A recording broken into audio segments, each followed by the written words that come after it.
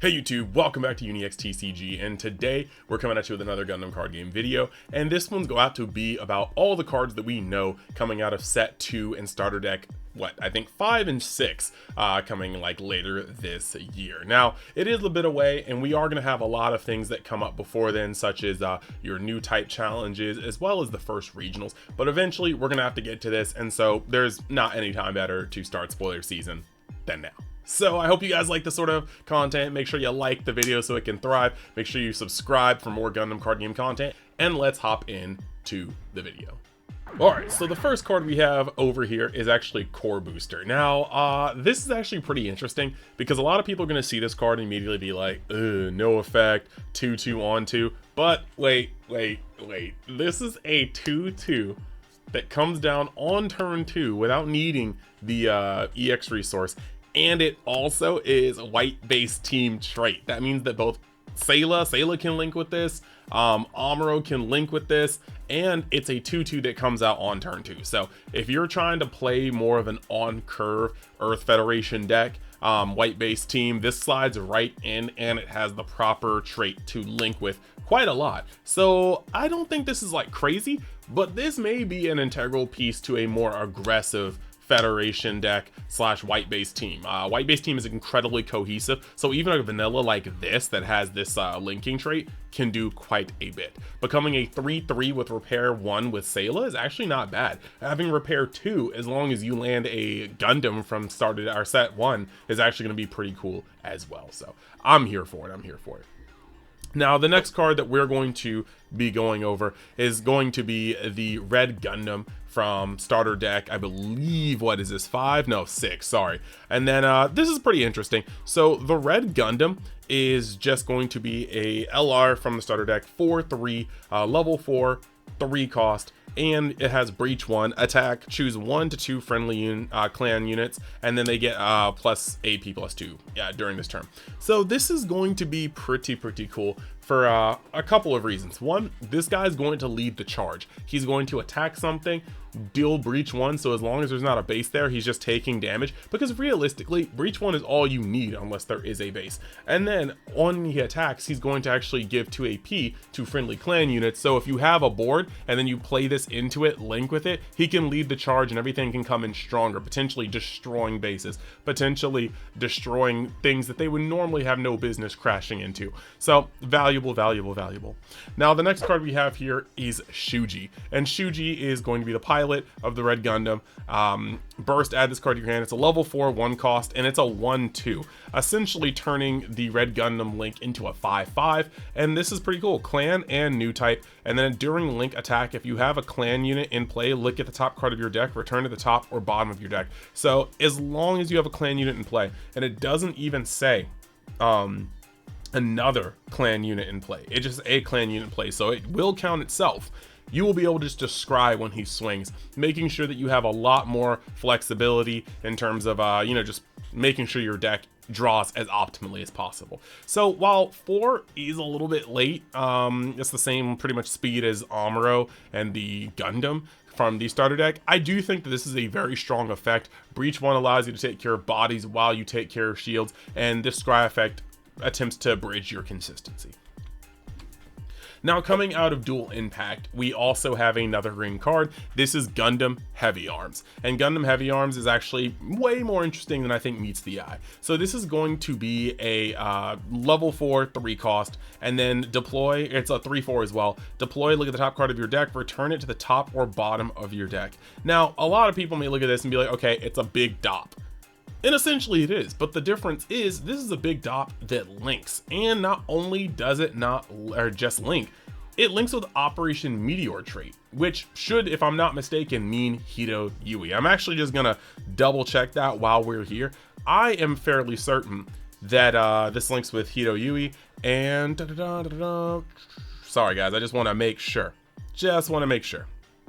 because I know some of them are like G, but I'm pretty sure Hito Yui is just straight up Operation Meteor, and that is, yeah, confirmed, Operation Meteor. So what this means is you can fit this in your deck and not have to actually change who you are putting in as your pilots. Normally in a wing deck, Duo, Hito, and sometimes Kira are your main pilots. If not, it's Duo, Hito, and sometimes Wu Fei. Some people might actually just opt to play straight up Duo and Hito. However, this card comes in and can be linked with both of them, and that's going to be good. Putting Duo under this makes this guy a 4/6, being able to clap a lot of bodies and have the HP to hang as well. However, pairing him with a Hito Yui literally makes him a 6/6 because it is a link, and when Hito is linked, he's going to add an additional +1/+1. So this is actually deceptively nice. On top of that, he does have the beam saber. This is a very seldom chance that you see Gundam heavy arms with a beam saber, and this specifically for when he runs out of ammo.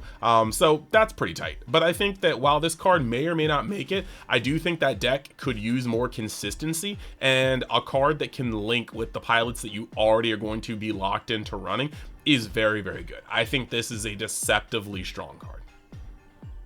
All right, now over to deceptively not strong cards. This is Zaku 2 sleeves. Now, this is very interesting, or Zaku 3 sleeves. He is a level 3 2 cost, 4 AP, 1 HP, and Neo Zeon trait. Now, the thing about this is when you play it, what are you linking to it? There's like an Angelo support pilot. There could be more in this set, you never know. You know, Marita comes out a little bit higher on the level. Full Frontal comes out way higher on the level. But it's cool, but it has a link. But this sort of lopsided stats is just not healthy for the meta, especially when we have units like Kshatriya pairing with Marita. If this is on the board at any time, in most cases right now, unless you want to put a Full Frontal under a Zaku 2, this is going to get wiped out just by Kshatriya being linked to Marita and then swing. So despite it having a lot of power, I'm not quite sure about this card. Now, we always may get another Neo Zeon pilot, and we also very well, not only could we get a Neo Zeon pilot, but we do have those commands, the command pilots. So this could be a good slap shot. You could just put it down for 2, immediately put a pilot on it and just launch at a base or launch at it. And if you really think about that, you could trade 2 cards for a really big card in your opponent's field. But realistically, I just don't see this card making waves. If I'm wrong, I'm wrong, but I don't think I am, but I'm always willing to be proven wrong. Yes, speaking of mid-red support. Now, severe jokes aside, this card, oh my gosh. First off, its name is super long. It's the Ginn long-range reconnaissance type. It is a level 2 cost 1/1 that says attack if this unit has 5 or more AP and it is attacking an enemy unit, draw 1 card. Okay.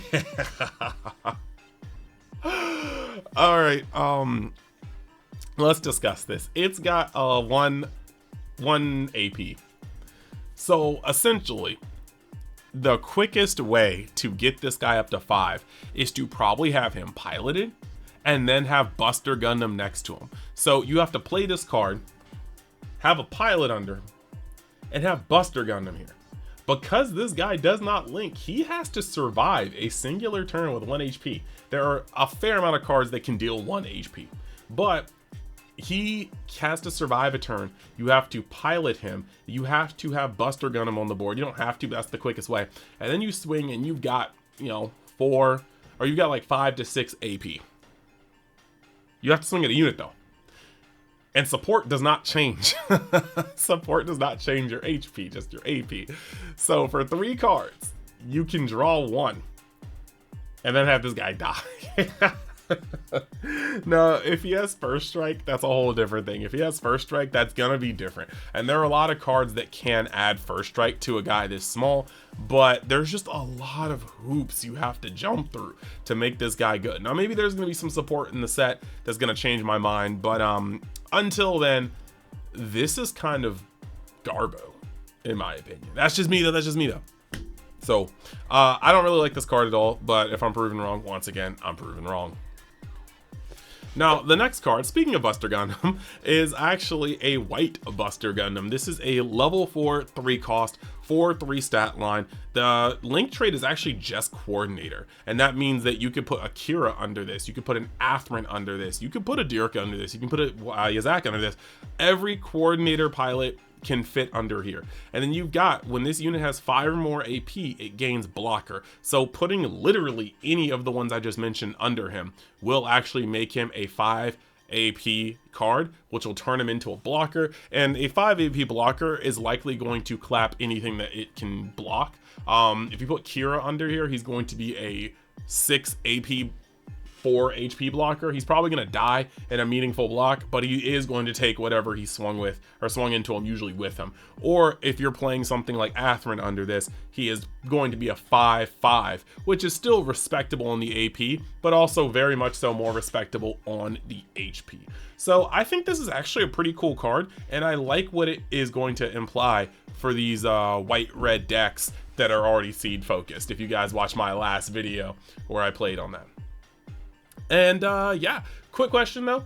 So like, if you are still watching this video, probably it's because you like the content. And if you do, make sure you like the video, subscribe to get more Gundam content straight to your feed. And we are really close to hitting 10,000 subscribers. But if you like even more content from Universe X, make sure you go over in the description and check out my second channel, Universe X Media, to check out all the nerdy things I can't do on this channel, like streams, video game playthroughs, anime and manga talk, all that jazz. So yeah, let's get back to the content. Okay, so the next card is going to be the Graze, and the Graze is just a 2/1/2/2. So white gets a 2/1/2/2, and yeah, this is the staple for any aggressive deck. It's good to see it enter in another color, and that's pretty much it for this. It's very simple, it's straightforward, it's nothing we haven't seen before, but it's just another version of a card that's needed. So now white can be a good card to have in these aggro variants. Now the next card we have from the Iron-Blooded Orphan starter deck, ST05, is going to be Gundam Barbatos second form, and this is going to be a level 4 2 cost with the exact reverse on the stats, the 2/4, and then it has Mikazuki oh yes, as a link. We still have yet to see that, but this is going to be, you know, just integral to the deck, as Mikazuki is definitely going to be the main link of an IBO deck. Now, Gundam Barbatos second form says when this unit is damaged, it gains AP +2. I do think that effects like these feel like red ping victims. However, if you can just deal 1 damage to this guy, maybe it'll be a lot better. But then you swing into something and you either die or you get put into gun tank or Angsha radius, and I think that gets really scary when you look at it. So I do need to see what goes on here. Obviously the pilot's going to be adding some sort of stat. I'm hoping it's going to be a 1/2 with all this damage effect, but we shall see. As for now, I need to see a lot more from this sort of mechanic to know whether or not it's going to just not fall victim to blue-red ping. Now the next card we have here is going to be the CGS Mobile Worker from IBO. It's a level 1/1 cost, 0/2 on the stat line. And activate main, rest this unit, choose one of your units, deal 1 damage to it, and then it gets +1 AP for the turn. So it really does super shoot a card like we just talked about before. This will deal a damage and then give it a 1 AP. It'll give itself 2 AP, so you could get the other one up to a 5/3 without any other pilot. If you played out the previous turn, just let it sit there. However, being a 0/2, there's no reason why somebody just shouldn't send something into this to just get it off the field. Also, it also is ping food, because 2 is a very rough number. That's double gun tank, that's double Angsha, that's a combination of the 2. It's really scary to have a card like this. There could be a card that can't break through your base, but I will turn it sideways 2/2 into your O2 just to get it off the board. So I think that this card is neat in theme, but it seems kind of a little wasteful, so we'll just have to see in the future. Next, we do have this next command card, and it's called With Iron and Blood, and it is a level 2/1 cost. It says main/action, choose one of your units, deal 1 damage to it. It gets AP +3 during this turn. Now, the coolest thing about this card is that this card, I think, actually is like one of the most fun. Like, you guys know how a unforeseen incident can just save bodies by lowering things. Well, this is like the exact opposite of unforeseen incident. Your opponent swings into something with 2 or 3 AP with something with 6 HP, thinking that, okay, I'm just gonna eat it and then move on. And you go, yeah, tap 1 with Iron and Blood, deal 1 damage to the thing that was already going to die, but then make it a like 6 AP card. to crash with you. I think that's great. That's a great battle trick. You can use this card to get over bases. You could use this card to get over bodies. You can use this card to turn a chump into a trade. I think this is actually one of the best cards spoiled so far in this batch, and I don't think it's close. Like, I think this is actually really, really good, and it's always going to force your opponent to play footsies when they see that you have open resources above level 2. Yeah, that's pretty much that. Praise on this card. I like it a lot. Then not to mention we have, like, it's kind of cool flavorful, because if you guys have watched IBO, the Tekkadan pretty much lives and dies off of, like, you know, do it to the max and we'll sort it out afterwards. Like, we will live until we die. So to have with Iron and Blood, to have like a Tekkadan member going into a situation that's certain death and then turning it into a trade is really flavorful. So I dig that. Raise your flags. If you know, you know. Now, when it comes over to the next card we have here, this is Fatal Strike. And Fatal Strike is just a level 4 2 cost. This is burst, choose one enemy unit, deal 1 damage to it. Very, very weak on the burst, but main, choose one enemy unit that is level 3 or lower and destroy it. This actually is crazy because it gets rid of Zawarts, it gets rid of Ilfriths, it gets rid of Rezels, it gets rid of gun cannons. It gets actually rid of a lot of cards that we consider premium cards to have on the board in the early to mid game. And if this does become a deck where you just kind of block yourself to late game and then get to a point where you're like, okay, well, here's my suppression unit, so here's some, you know, dual attack, double strike kind of action, this is going to be a really good card for that sort of control style. Oh, you got a little weenie on board, let me just pay 2 and smack it at that, get that body off the board. A 1-for-1 trade, and using 2 energy to just without any question get rid of the Rezel is that's pretty good. I think that's pretty good. I think that's a really, really good card. And now what we have here are going to be the LRs that were spoiled a long time ago. The Gundam X, the Zeta Gundam, and the Gundam Age 1 normal. But first we're going to talk about them singly. Why am I making up words? Sorry guys. But the first one is Gundam X. We don't really need to dive too much into this one because I have a whole video just talking about the effects of suppression on the game. If you want to see that, this is the thumbnail, but the video's in the description, you know what I mean? But Gundam X is just a level 7 5 cost 6/5. His link is Gerard Ran. Suppression, so when you attack a shield, damage to shields by an attack is dealt to the first 2 cards simultaneously. And you have the during link, during your turn, when there are 7 or more cards in your trash, all your other Vulture units gain AP+2. Until we see more Vulture units, we don't know how good that's going to be. We don't know if this is going to be a go tall deck or go wide deck. This seems like it'd be a go wide deck, but we gotta see. But the art's cool, the effect is cool, suppression looks monstrous.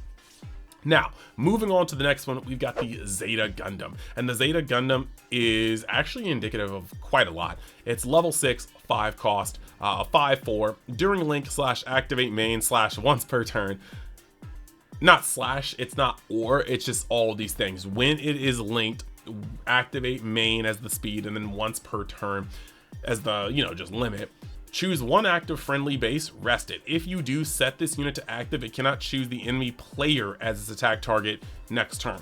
So this revolves around you having a base on board, and that is very, very, very interesting. A deck that's going to want to play a higher number of bases will be a deck that has access to more draw because you're taking those cards, but also a little more defense because your shields do not have simply just 1 HP anymore. So being able to attack once into life and they're into shields and then activate this effect to rest your base and untap this guy to either keep him safe or have him swing into a body, I think is actually pretty neat. But I think that Zeta Gundam looks like a strong unit, and we really have to see what Camille does to know how strong this unit and Link could be. And then last but not least, we actually have Gundam Age 1 normal. This is a level 3 2 cost, 2/2 as the stats. Looks very humble, can come out early game, come out late game. A Suno family trait. This is actually really tied into the lore if you've watched a Gundam Age, because the main character is not the only character from their family that will pilot the Gundam Age. That's all I'm gonna say. I don't like to get into spoilers unless it's absolutely necessary, but you guys can already see a Suno family trait. I have said nothing that is not on this card. go watch Gundam Age. But deploy, you may discard 1 green Earth Federation unit card. If you do, place 1 EX resource, and then if you are level 7 or higher, draw 1. So depending on how many EX resources you've created during the game, you could play this guy out turns early and still get the draw. That's actually pretty cool in my opinion. I think that's actually pretty awesome. So I think that this is interesting, but Gundam Age 1 Normal needs to show its archetype. It is very hard to look at this card and just be like, oh yeah, that's good or that's bad, because in a vacuum, it looks horrible. But we have to see what the actual archetype does. And so, yeah, that actually wraps up all of the set 2 starter deck 5, starter deck 6 cards that we have had spoiled so far. And yeah, I think it's time to head into the closing. So yeah, that's pretty much what we got going here. I want to know your thoughts in the comments. I want to know what you guys are kind of thinking about these spoilers so far. I don't think they're bad, but obviously it's a Bandai spoiler season, so the best is clearly yet to come. They've shown us some pretty cool LRs, I guess, as far as Zeta Gundam and X Gundam, or Gundam X are here for. So, you know, we have a lot more to see. However, I'm super excited. We still have a lot to do in the set 1 format, and so we'll be diving back into content focused around that. But I hope you guys really do enjoy this content with Gundam. Thank you guys as per usual. Make sure you like the video if you like the content so the video thrives. Subscribe to catch all the Gundam content that comes out of this channel. And yeah, hopefully we break that 10,000 benchmark sooner than later, and I appreciate everybody that has joined in. Speaking of joining in, I do want to give a special shout out to the Patreon because we have a lot of new members coming in as of late for Gundam. So what we got here is Mingo. Thank you for joining in. We also got a Sean F. Thank you for coming in. And yeah, I appreciate everybody's support on these other platforms. If you want to join in the Discord and really start talking, make sure you do that. All in the description, and I will see you guys later.